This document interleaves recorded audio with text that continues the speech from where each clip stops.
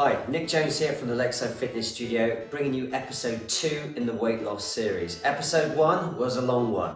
Episode 2 is going to be an ultra short version of that video. Literally just the 3 steps. Okay, so step number 1 in my 3-step guide to weight loss. In step 1, we're going to do 3 things. First of all, you're going to establish a regular weigh-in. I recommend Thursday morning, so you're into your weekly pattern of routine and you're away from the weekend. And what we're going to try and do is we're going to try and work out what's happening to your weight per 7 days. Okay, it's a 7-day average. So if you know you're going to have a bad day where you're not necessarily going to be able to control it on the Saturday, you make up for it on 2 or 3 days that you can control. For example, the Monday, Tuesday, Wednesday when you're at work or whatever. So, secondly, in step number 1, what we're going to do is we're going to up our metabolism. In episode 1, I showed you how you're actually in control of your total daily metabolism. So what we're going to do, in order to up it, you're going to increase your activity, okay? Whether it's introducing new exercise or just doing more of what you're already doing. Part number 3 of step 1 is you are going to make, there's no calorie counting or anything yet, you are going to make some healthy, conscious decisions to eat better.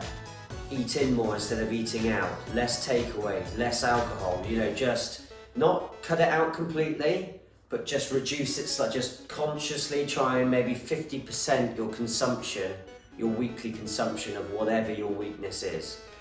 Don't cut it out completely, because that's the fastest way to fail, is by cutting out things that you really like. Small, long-term changes that will create new healthy habits. Okay, so that's step 1, okay?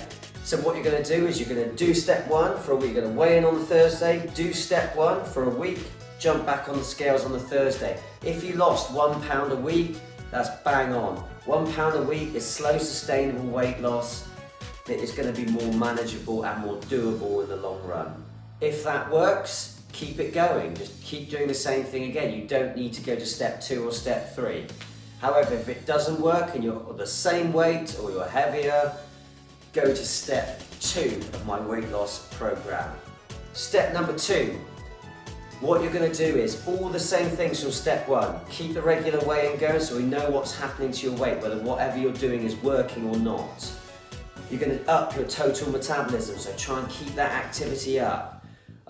Do whatever you're doing at the moment, but just do it more, or introduce something new that works for you and that you enjoy. But on the nutrition side this time, you're going to make a paper diary of everything you consume. Not calorie counting, just I had sandwich, banana, cup of tea at lunch. Just writing it down, just things like that. Maybe stick to portion sizing like small, medium, large. Keep it super simple, super easy to do, and then every single thing that you eat and drink through the day. Keep the diary on you so you don't forget things, and just make a track of it. So then you've weighed in on the Thursday, you've upped your total metabolism, you've now made your paper diary over 7 days.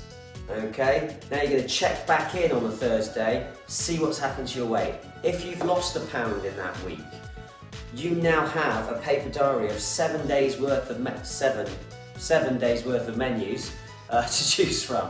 Okay, so if you lost that pound in a week, you now have 7 days written down for you that you know lose you a pound a week. So just stick to them again and just keep up the good work. If it hasn't worked for you, okay, if you still haven't lost weight, it means there's something in your paper diary that you're vastly underestimating the calorie content of. In the longer video, I went into this in terms of fats and stuff like that, and how they can boost your calories up, or sugars and things like that, how they can kind of add calories without you even noticing.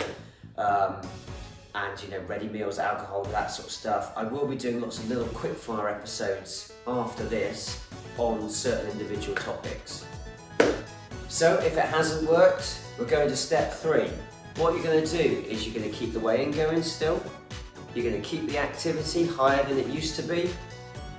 Now thirdly, to address the whole issue with the nutrition, what you're going to do is you're going to start the calorie counting. You're going to grab an app like MyFitnessPal. I think there's others out there, but that's the one I used to use. And it really isn't as difficult as people make it out to be. It's got a barcode scanner on it. You just scan the thing and then you just say, right, so let's say a packet of chicken breast. You scan it, it's 400 grams of the packet.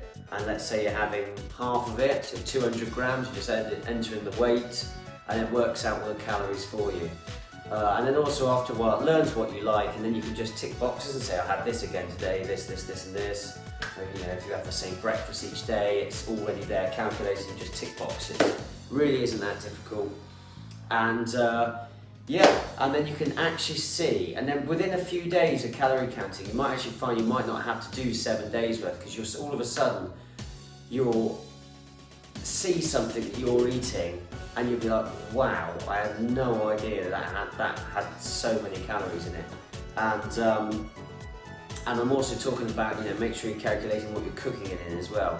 Because in a future episode I've got coming up on this about fats and things like that, like what you cook things in. You know, if you add a big knob of butter to your cooking, you know, you can easily add like 500 calories without even realising. So yeah, so that's the 3-step guide, okay? And basically that calorie counting allows you to work out exactly how many calories you're having over the 7 days. So if you work out your calories over the 7 days, then, you know, have a weekly total. Don't think of it as a day-by-day total, because at the weekend it's going to be very hard to stick to 1,500 calories or whatever. You know, make up for it in the week. That's what I did when I did my big weight loss thing. So yeah, so you calculate your calories for the week. I used me as an example when I first did my weight loss thing that I referred to in episode 1. I lost 3.5 stone, losing £1 a week like clockwork. What I did is I worked out that I was a bit less active than I was now. This is before I was a personal trainer, when I was at uni. And I worked out that I needed over the week, my calories averaged out about 2,600 calories a day over the 7 days. And that kept me at the same weight. So I was like 15.75 stone, and then I was 15.75 stone the next week as well. So it's exactly the same. And I worked out I had 2,600 calories per day on average, and that kept me at my same weight. So in order to lose £1 a week, you need to be in a 500 calorie per day deficit. So all I had to do was drop it to 2,100 calories per day, and then I started losing £1 a week like clockwork.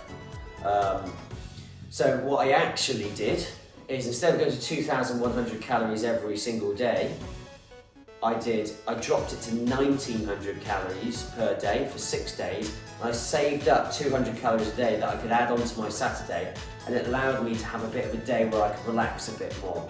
So 200 calories per day, for 6 days saved.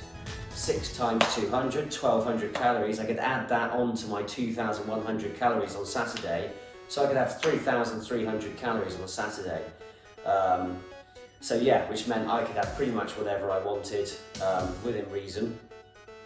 Like that for me was like, for example, a large Domino's pizza is 2,000 calories.